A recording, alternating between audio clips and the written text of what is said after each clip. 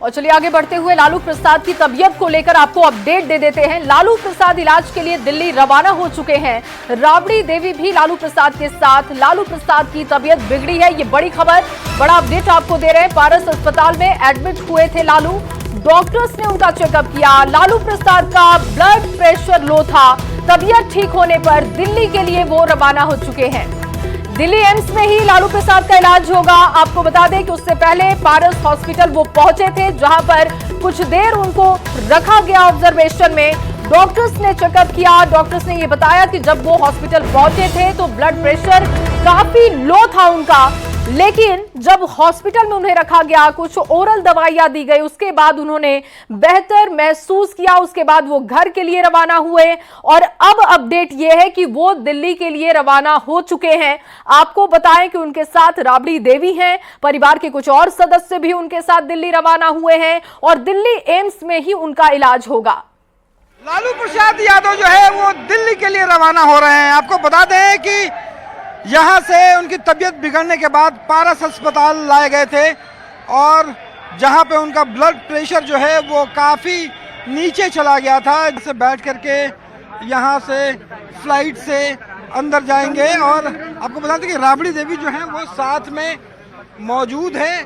और आपको जानकारी दे दें कि डॉक्टर की जो टीम है वो भी फ्लाइट से लालू के साथ दिल्ली जाएंगे।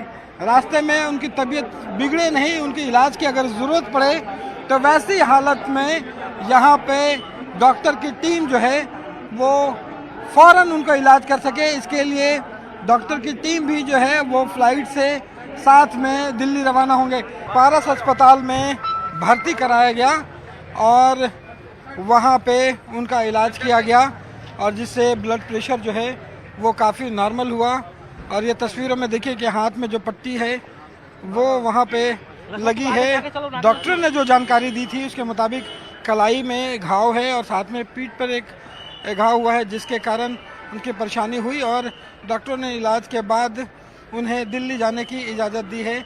और आपको बता दें कि लालू के साथ फ्लाइट में डॉक्टर की टीम भी साथ में दिल्ली जा रही है। कैमरा पर्सन मनीष जुनेजा के साथ Ravi S Narayan, news 18 Patna.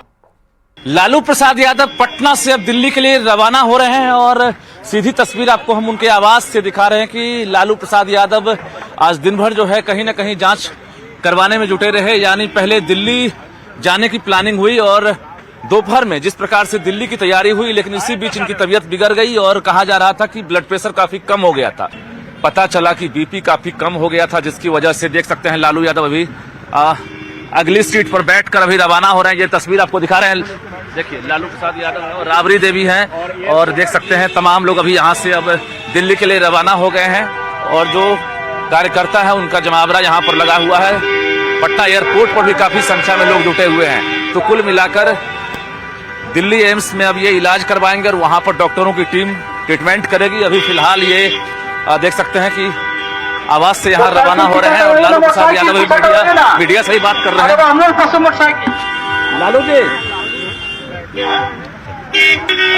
Flight से अब सीधे यहाँ से निकलेंगे और फ्लाइट शेड्यूल जो है अचानक तैयार किया गया और तेजस्वी यादव मीडिया से रूबरू हुए थे। उन्होंने कहा कि हार्ट में भी कुछ इश्यू आ रहा है और उसको लेकर भी ये लोग घबराए हुए हैं। तो कुल मिलाकर सभी तरह की जांच हो, इसके लिए ये लोग अब दिल्ली रवाना हुए हैं और दिल्ली में जाकर एम्स में बेहतर इलाज होगा, जिसके बाद पता चलेगा कि लालू प्रसाद की स्थिति कैसी है। हालांकि फिलहाल अभी लालू अगली सीट पर बैठ कर गए हैं, किसी एयर एम्बुलेंस की जरूरत नहीं पड़ी है, लेकिन जांच के बाद ही पता चलेगा। डॉक्टरों की टीम जो मेडिकल बुलेटिन जारी करती है उसमें क्या मामला सामने आता है। कैमरामैन सुबोध के साथ रजनीश कुमार, न्यूज़ 18 पटना। तो लालू प्रसाद की तबीयत आज अचानक बिगड़ गई। डॉक्टर्स ने उन्हें दिल्ली जाने की सलाह दी, लेकिन दिल्ली जाने से पहले वो पारस हॉस्पिटल पहुंचे, वहां पर उनको एडमिट कराया गया। डॉक्टर्स की निगरानी में उनका चेकअप हुआ। लालू प्रसाद फिलहाल ठीक है, अब उनका इलाज दिल्ली के एम्स में होगा।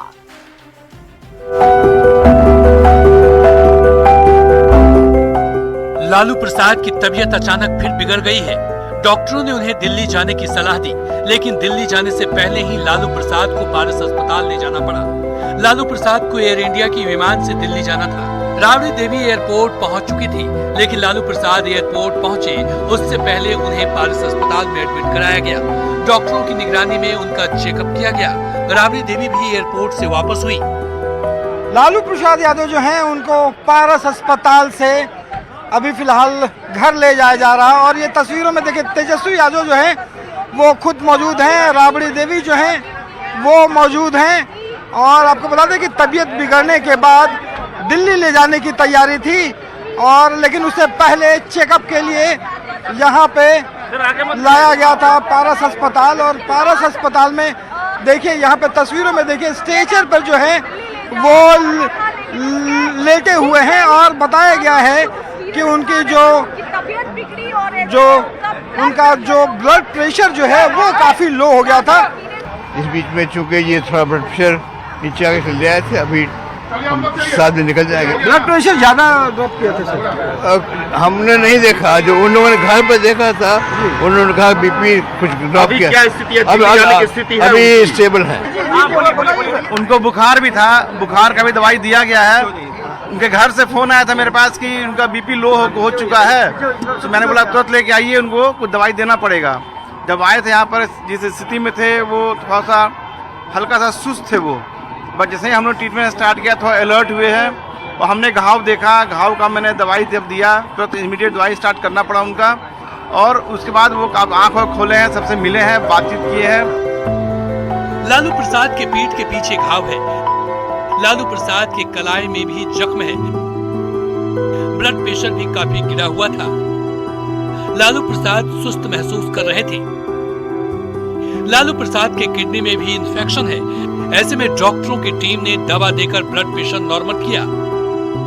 कई दिनों से उनके कंधे पर जो है जख्म था और एक हाथ में जख्म था, उसके वजह से उनका फीवर भी काफी ज्यादा था और लगातार हम लोग मॉनिटर भी कर रहे थे डॉक्टर वगैरह, और पता चला कि बीपी जो है बहुत लो रह रहा है।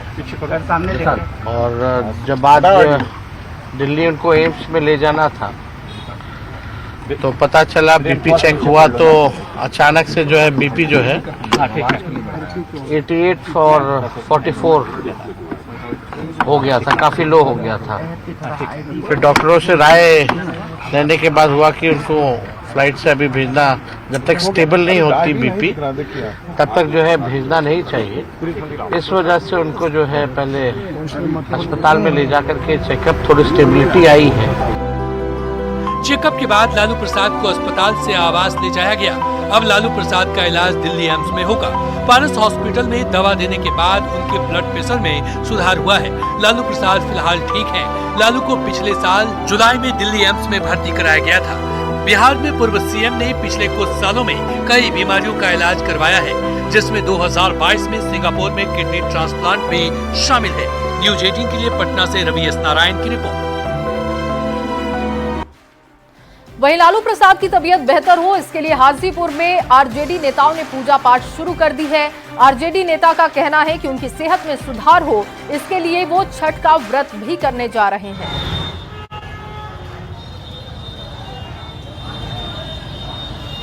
पहुंचे हैं मंदिर में, क्या हुआ? और पूजा किया हूँ भगवान की, हमारे लालू बाबू स्वस्थ हो गए गए। हम भगवान के चरण में आए, हे भगवान लालू बाबू गरीबों के मसीहा है, गरीबों के भगवान है, उनको तुरंत स्वस्थ कर दीजिए, क्योंकि उनके बिना कोई कार्य नहीं हो सकता है। पूरा करोड़ों लोग का आस्था जुड़ा हुआ है और हम इनके लिए कल छठ भी करने जा रहे हैं। कल छठ मैया का भी छठ करेंगे, इनके लिए छठ कर रहे हैं। और सहे हैं 24 हम 3 दिन का छठ कर रहे हैं लालू बाबू के लिए। आज सुने तो मंदिर में पूजा किया हूँ। और चलिए अब बात कर लेते हैं वक्फ बिल पर लालू के 10 साल पहले वाले बयान की। बिहार के डिप्टी सीएम सम्राट चौधरी ने आरजेडी अध्यक्ष लालू प्रसाद का एक 2010 का वीडियो शेयर किया, जिसमें लालू प्रसाद संसद के अंदर वक्फ को लेकर कड़ा कानून बनाने की मांग कर रहे हैं। लालू प्रसाद का वीडियो ये आज गूंजता रहा, सियासी गलियारों में काफी चर्चा का विषय भी बना रहा। इसी पर आपको रिपोर्ट दिखाएंगे। देखिए, कानून बनाना चाहिए बहुत कड़ा। राजनीति में नेताओं का स्टैंड और बयान बदलना कोई नई बात नहीं है, लेकिन डिजिटल युग में आपका कौन सा बयान कब जिन्न की तरह सवाल बनकर खड़ा हो जाए कोई नहीं जानता। अब देखिए ना, वक्फ पर पूरे देश का सियासी पारा हाई है। सड़क से संसद तक बस एक ही चर्चा है, वक्फ वक्फ और वक्फ। आरजेडी नेता खुलकर वक्फ संशोधन बिल का विरोध कर रहे हैं। या गैर उसमें जो काम करने वाले लोग हैं सब बेच दिया है। इसी बीच संसद में दिया गया लालू प्रसाद का भाषण। 7 मई 2010 का एक बयान वायरल हो रहा है, जिसमें वे कड़े कानून की मांग कर रहे हैं। आप भी जरा सुनिए। देखिए, कानून बनाना चाहिए बहुत कड़ा। सारी जमीनें हड़प ली गई है, चाहे सरकारी हो या गैर उसमें जो काम करने वाले लोग हैं सब बेच दिया है। प्राइम लैंड, ऐसा नहीं है कि कोई खेती वाली जमीन है। पटना के डाक बंगला पर जितनी प्रॉपर्टी थी ये सब पर अपार्टमेंट बन गया, सब लोगों ने लूट लाट किया है। आगे से खैर अब तो लाइए इसको पास हम लोग कर देते हैं संशोधन आपका, लेकिन आगे से कड़ाई के साथ जो भी बल्लियां बना रहे हैं। लालू प्रसाद का ये बयान वायरल होते ही सम्राट चौधरी और मांझी ने एक्स पर पोस्ट कर चुटकी ली, तो दूसरी ओर इस बयान की गूंज वक्फ संशोधन बिल पर हो रही चर्चा के दौरान संसद में भी सुनाई दी। रविशंकर प्रसाद और ललन सिंह ने लालू प्रसाद के इस पुराने बयान का जिक्र कर विपक्ष पर निशाना साधा। आज उनका भी वायरल हो रहा है। इसी लोकसभा में उनका दिया हुआ भाषण वायरल हो रहा है, जिन्होंने कहा है कि पूरे डाक बंगला चौक को पटना के वक्फ वालों ने कब्जा करके रख लिया है। सख्त कानून बनना चाहिए और उन लोगों को विदा करना चाहिए। तो यही तो आपका है। और उन्होंने कहा था कि पूरा लूट लिया है, पटना में भी लूट लिया है, एकदम वक्फ का कानून होना चाहिए। और सर वो नेता जो थे जो उन्होंने ये बात कही सर, वो हमारे बिहार के पूर्व मुख्यमंत्री लालू प्रसाद जी थे। तो मेरे पास उनका कोट है, अगर आप कहेंगे तो निकाल के पढ़ दूंगा। वहीं आरजेडी ने लालू प्रसाद के बयान को गलत तरीके से दिखाने का आरोप लगाया है। कड़े कानून की बात की है। उन्होंने स्पष्टता कहा है कि वक्फ की संपत्तियां जो डाक बंगला के इर्द गिर्द है, जो सिया वक्फ बोर्ड की जमीन है, उस पर दूसरे लोग कब्जा कर रहे हैं। उनसे बचाने के लिए कड़े कानून की आवश्यकता है। और उन्होंने वक्फ और वक्फ के अधिकार पे किसी तरह की कटौती की बात नहीं की थी। पूरा विपक्ष मुखर होकर वक्फ संशोधन बिल का विरोध कर रहा है। इसी दौरान वक्फ को लेकर लालू प्रसाद के 15 साल पुराने बयान ने सत्ता पक्ष को बोलने का मौका दे दिया है। साथ में ये कहने का भी कि क्या लालू प्रसाद की मुराद मोदी पूरा कर रहे हैं। न्यूज़ 18 के लिए पटना से रवि एस नारायण के साथ ब्यूरो। उनका दिया हुआ भाषण वायरल हो रहा। और अपडेट देते हैं आपको वक्फ संशोधन बिल पर। लोकसभा में बहस जारी है। वक्फ संशोधन बिल पर अमित शाह का बड़ा बयान सामने आ चुका है। कहा कि लालू प्रसाद ने की थी कड़े कानून की मांग, पीएम मोदी उन्हीं की इच्छा पूरी कर रहे हैं। बिल पर अमित शाह का बड़ा बयान, रिएक्शन उन्होंने दिया। संसद को एड्रेस करते हुए उन्होंने कहा कि लालू ने कड़े कानून की मांग की थी और प्रधानमंत्री मोदी उन्हीं की इच्छा पूरी कर रहे हैं। ये बयान अमित शाह का आपको सुनवाते हैं। मान्यवर लालू प्रसाद जी, आज आरजेडी के सारे सदस्य बोले जब 2013 का अमेंडमेंट आया, मैं लालू जी का तो पूरा पढ़ना चाहता हूं, बाकी सदस्यों का सिर्फ टोकन पढ़ूंगा। लालू जी ने क्या कहा? मैडम, सरकार जो यह संशोधन विधेयक पेश किया है, सरकार की पहल का हम स्वागत करते हैं। शाहनवाज हुसैन जी और अन्य माननीय सदस्यों ने अपनी बातों को यहां रखा, मैं उसका समर्थन करता हूं। आप देखिए, सारी जमीनें हड़प ली गई है, चाहे सरकारी हो या गैर सरकारी। वक्फ बोर्ड में जो काम करने वाले लोग हैं, उनके द्वारा सारी प्राइम लैंड को बेच दिया गया है। पटना में ही डाक बंगले की जितनी प्रॉपर्टी थी, सब पर अपार्टमेंट बन गए। इस तरह की काफी लूट खसोट हुई है। हम संशोधन विधेयक तो आपको अंत में लाए हैं, समर्थन करते हैं, लेकिन मैं चाहता हूं कि भविष्य में आप कड़ा कानून लाइए और ये जो चोरी करने वाले लोग हो उनको जेल की सलाखों के पीछे डालिए। अब सब लालू प्रसाद की इच्छा इन्होंने तो पूरी नहीं की, नरेंद्र मोदी जी ने पूरी कर दी। ये लालू जी ने कहा था एक कड़ा कानून लाइए। और वक्फ संशोधन विधेयक को लेकर बीजेपी के प्रदेश अध्यक्ष दिलीप जायसवाल ने लालू यादव और तेजस्वी यादव पर हमला बोलते हुए कहा कि जो बातें सदन में लालू यादव ने कही थी उसी पर अमल हो रहा है।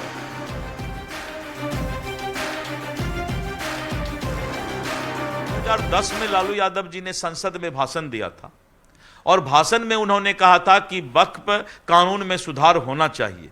उन्होंने बहुत जोर देकर कहा था, शायद हम लोग उतना जोर देकर के नहीं कह रहे हैं, लेकिन लालू यादव जी ने जो वक्फ में संशोधन की बात की थी, बिल लाने की बात की थी, 2010 में उन्होंने इस बात को सदन में रखा था, कोई रोड पर नहीं, भाषण में नहीं।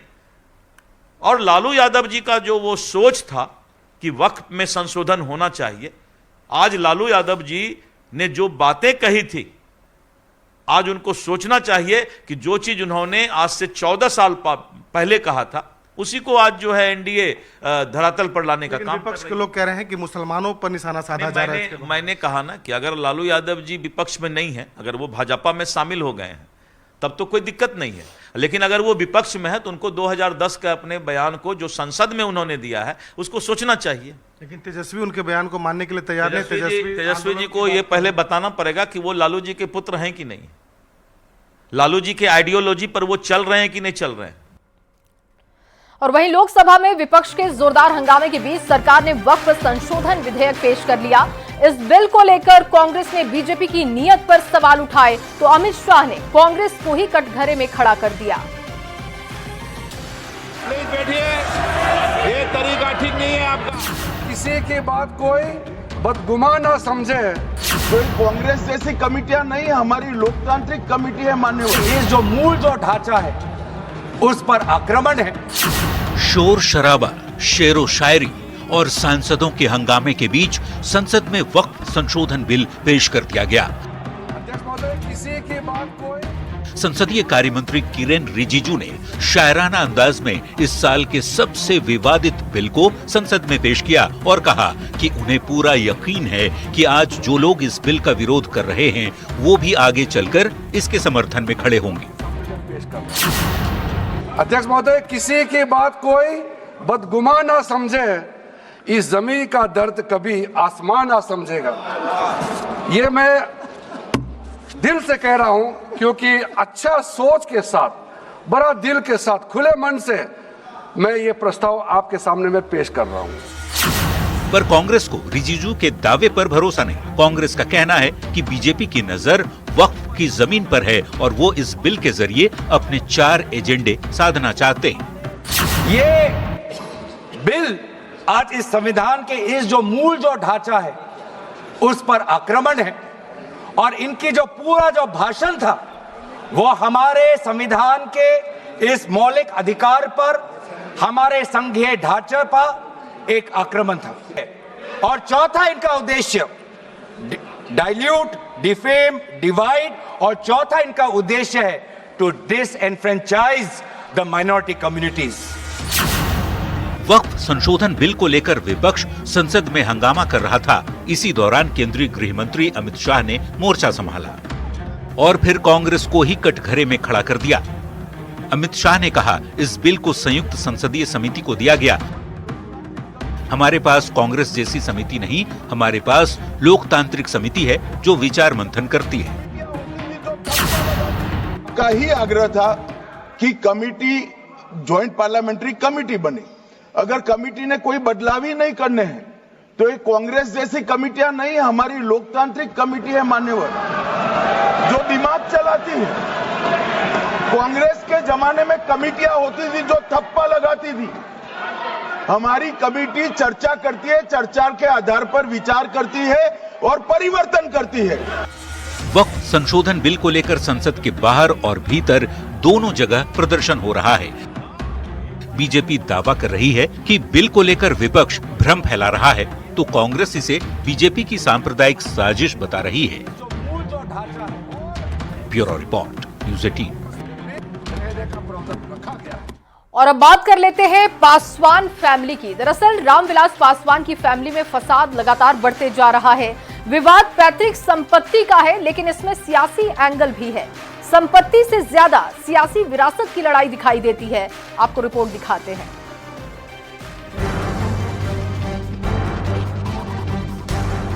जाए लागलो हो तो जाए लागलो हो तो कथोर में जहां ऊपर रूम में ताला लगा दे। घटिया राजनीति का नजारा पेश किया है। पासवान परिवार में फसाद बढ़ता जा रहा है। विवाद रामविलास पासवान की पैतृक संपत्ति को लेकर है, लेकिन इसका सियासी एंगल भी है। रामविलास पासवान की पहली पत्नी राजकुमारी देवी ने अपनी देवरानी पशुपति पारस और रामचंद्र पासवान की पत्नी पर बेडरूम और बाथरूम में ताला लगाने और सामान फेंकने का आरोप लगाया। अब अलौली थाना में लिखित शिकायत पर पशुपति कुमार पारस की पत्नी शोभा देवी और रामचंद्र पासवान की पत्नी सुनैना देवी समेत 5 लोगों पर प्राथमिकी दर्ज हो गई है। आवेदन में राजकुमारी देवी की तरफ से कहा गया है कि उनकी 2 देवरानियों ने ड्राइवर और बॉडीगार्ड के सहयोग से उनके कमरे से कपड़े, बिछावन और जेवरात निकालकर बाहर फेंक दिए। इसके साथ ही उनके बेडरूम और बाथरूम में ताला लगा दिया गया। इस पूरे मामले में पशुपति कुमार पारस के पार्टी के राष्ट्रीय प्रवक्ता ने निष्पक्ष जांच की मांग करते हुए कहा कि आवेदन पर साइन राजकुमारी देवी के नहीं हैं। हमारे पारस बाबू के पत्नी और रामचंद्र बाबू के पत्नी दोनों मिलके जो है कि घर में आके उनका ताला लगा दिए, ताला लगा के घर से बाहर करने का काम कर रहे हैं।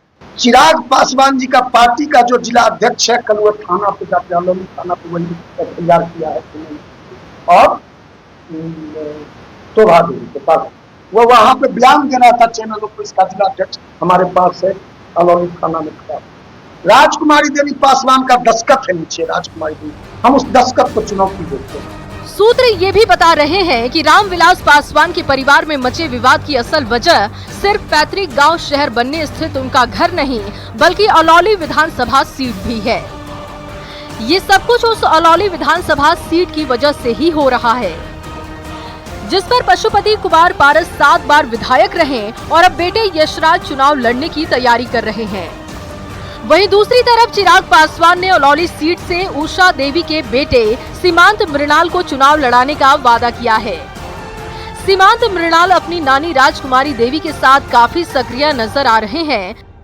हमारे दल के नेता आदरणीय पशुपति कुमार पारस जी के पुत्र श्री यशराज पासवान जी लगातार 6 महीना से अलौली घूम रहे हैं। अलौली विधानसभा पारस बाबू की और रामविलास पासवान जी की परंपरागत सीट रही है। अलौली विधानसभा से हमारे नेता पारस बाबू 7 बार विधायक चुने गए। उससे घबरा के चिराग पासवान ने एक जो उनकी लोकप्रियता को देखते हुए एक कुत्सित प्रयास किया है। एक निष्कलंक व्यक्ति आदरणीय पारस बाबू पर कलंक लगाने का जो काम किया है। अब रामविलास पासवान के परिवार में मचे घमासान की हर तरफ चर्चा हो रही है। तो क्या ये संपत्ति से ज्यादा सियासी विरासत की लड़ाई है?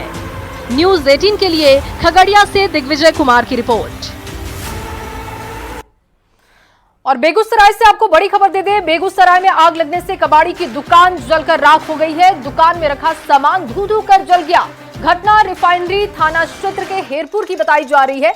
बताया जा रहा है कि अचानक कबाड़ी की दुकान में आग लगी। आग ने विकराल रूप ले लिया। दुकान में रखा सारा सामान जलकर खाक हो गया। तस्वीर आपके सामने है और आप देख सकते हैं धुएं का गुब्बार और इससे अंदाजा लगा सकते हैं कि कितना नुकसान हुआ होगा। अचानक ये आग लगी जिससे दुकान में रखा सारा सामान जलकर खाक हो चुका है। कबाड़ी की दुकान ये बताई जा रही है जहां पर आगजनी की घटना सामने आई है।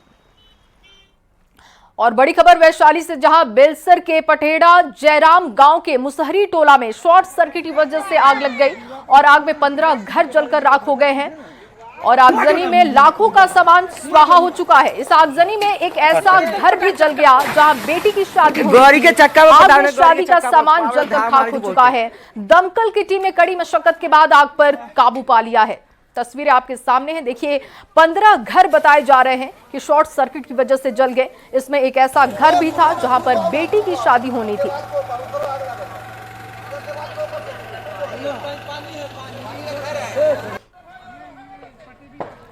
और आगजनी में लाखों का सामान जल चुका है। ये तस्वीरें आपको वैशाली से दिखा रहे हैं और इन्हीं तमाम